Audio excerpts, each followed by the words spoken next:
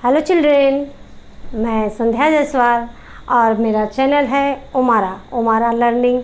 मुझे इसके पहले मैंने एक वीडियो डाल रखा था, कारक को कैसे पहचाने।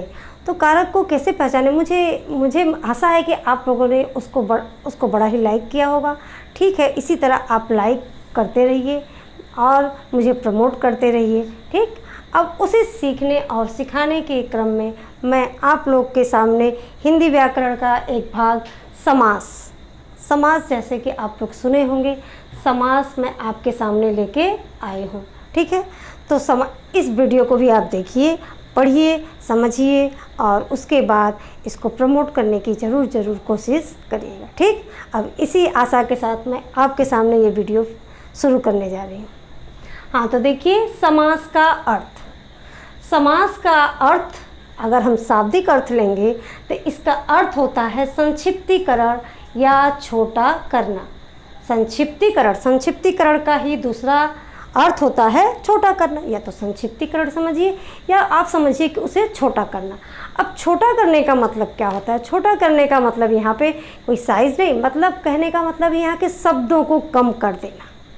जैसे कोई शब्द है, शब्द में 2-3 शब्द हैं, उन शब्दों को अगर हम कम करके छोटा कर देते हैं तो उसी को आप समास समझते हैं, समास कहते हैं। ठीक ना? तो अब समझेंगे समास कैसे छोटा होता है।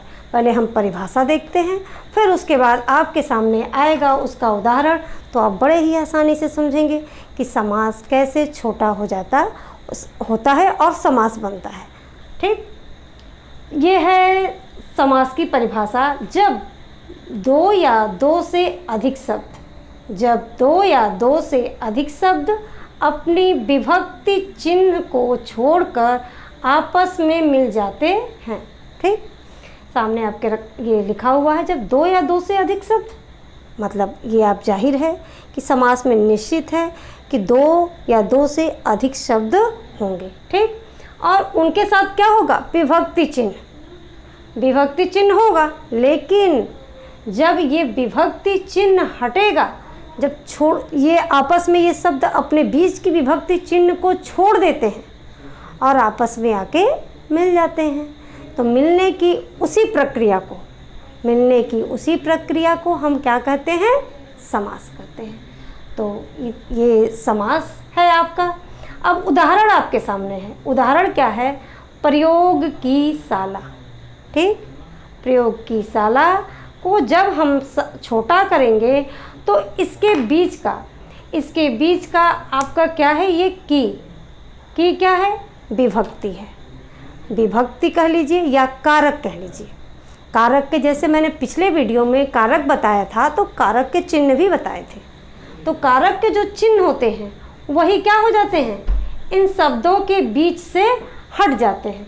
जब शब्दों के बीच से ये कारक के चिन्ह हट जाते हैं तो हटने के बाद एक नया शब्द बनता है।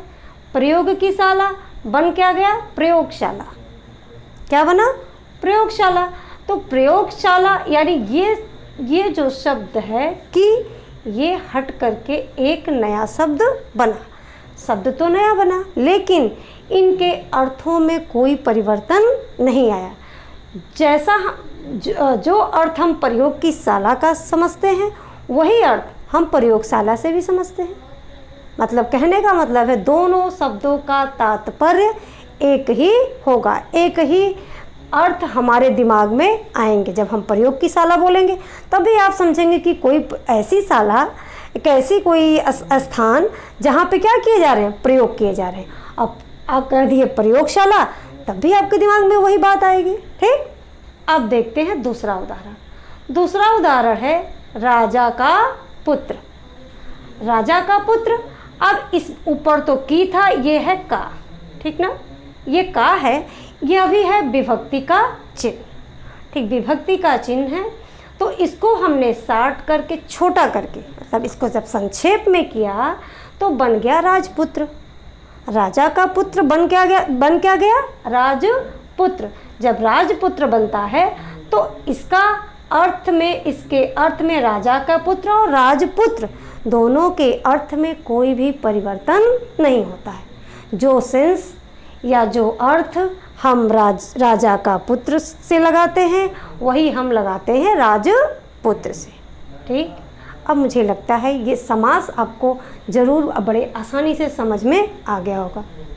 लेकिन हम जहाँ तक हम जानते हैं कि लोग अक्सर समास और संधि को लेकर बहुत ही कंफ्यूज रहते हैं। लेकिन यहाँ पे हम आपसे बता सकते हैं, ऐसा नहीं, मैं ये सबके लिए नहीं कह रही हूँ कि सब लोग कंफ्यूज रहते हैं।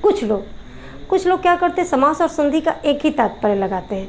तो नहीं, यहाँ पे समास अलग चीज़ है और संधि अलग चीज़ है। जब हम संधि का शाब्दिक अर्थ लेंगे तो संधि का तात्पर्य होता है जोड़ना, किसी चीज़ को जोड़ देना। मतलब कोई चीज़, दो अलग अलग चीज़ें हैं, उनको हम क्या कर दिए, जोड़ दिए। लेकिन जब हम समास क्या होता है, समास में अभी मैंने आपको बताया कि ये बड़ी है, शब्दों का आकार बड़ा है और शब्दों के आकार को हमने क्या कर दिया, छोटा कर दिया, संक्षेप कर दिया, वो होता है समास। यानी समास का अर्थ होता है संक्षेप करना, छोटा करना। ठीक, संधि और समास, अब आप लोग कंफ्यूज नहीं होंगे, दोनों का जो अर्थ है वही लगाएंगे। अब इसी आगे बढ़ते हैं। आगे बढ़ने में हम अब आएंगे समास के पद। अब आप कहेंगे इस समास के पद क्या मैम, ये समास के पद क्या बता रही है। समास के पद समझना ज़रूरी है, इसलिए समझना ज़रूरी है कि आप आगे जब भेद पढ़ेंगे समास के भेद, तो समास के भेद में जो समास होता है, अव्ययीभाव समास, द्वंद्व समास, द्विगु समास, तत्पुरुष समास, बहुब्रीहि समास, तो ये कंधारय समास, ये सारे जब समास आएंगे तो उनमें से कुछ समास ऐसे होते हैं जिनका पूर्व पद प्रधान होता है, जिनका किसी का उत्तर पद प्रधान होता है, किसी के दोनों पद प्रधान होते हैं, किसी के कोई भी पद प्रधान नहीं होते हैं, किसी तीसरे अर्थ को माना जाता है। तो आप उस समय कंफ्यूज होते हैं, ये पद क्या अर्थ। हम किताबों से पढ़ के रट के याद तो कर लेते हैं, लेकिन अर्थ नहीं समझ पाते हैं कि ये पद क्या होते हैं। तो पद जानना बहुत ज़रूरी है, तब हम समास और समास के भेद पढ़ेंगे। मतलब समास के भेद को तभी हम समझ पाएंगे और बहुत सारे प्रश्नों का उत्तर हम तभी समझ पाते हैं जब हम इसको क्लियर से एक एक चीज़ को पढ़ें। तो समास के पद में पहला पद होता है पूर्व पद। अब पूर्व पद क्या है, पूर्व पद का तात्पर्य होता है पहला पद और दूसरा होता है उत्तर पद का तात्पर्य है दूसरा पद। ठीक, पूर्व पद, पहला पद, उत्तर पद, दूसरा पद।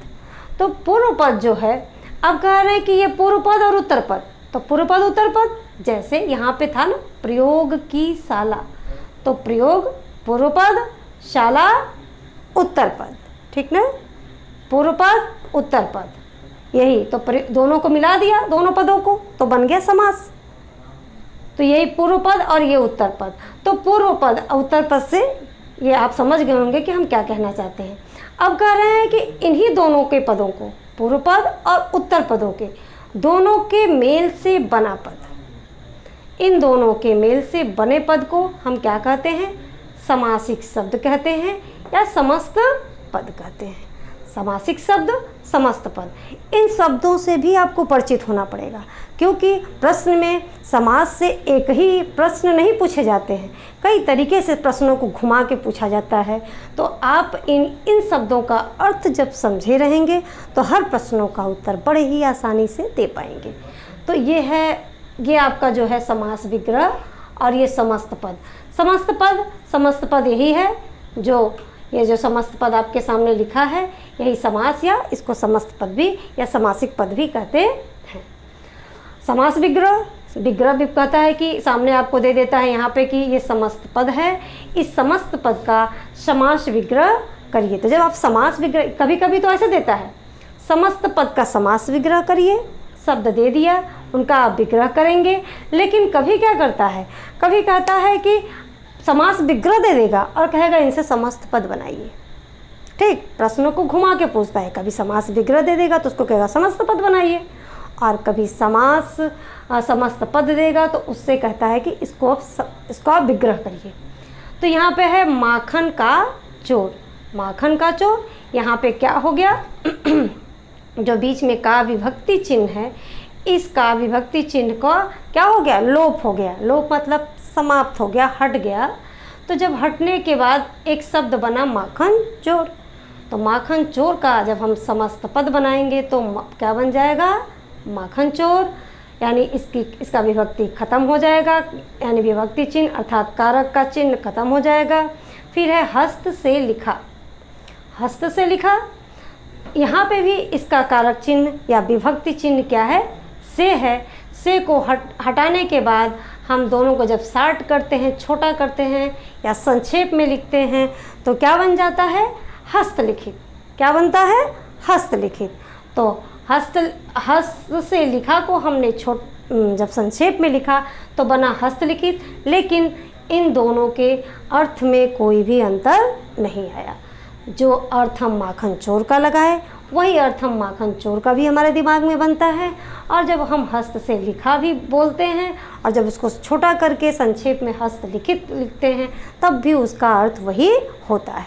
ठीक, अब क्या है कि ये तो हमने आपको समझा दिया। अब आपके सामने आएंगे भेद। जब भेद आएंगे तो ठीक है, वो सारे भेद और सारी चीज़ें मैं आगे आपको अगले वीडियो में आपके सामने प्रस्तुत करूँगी। तब तक के लिए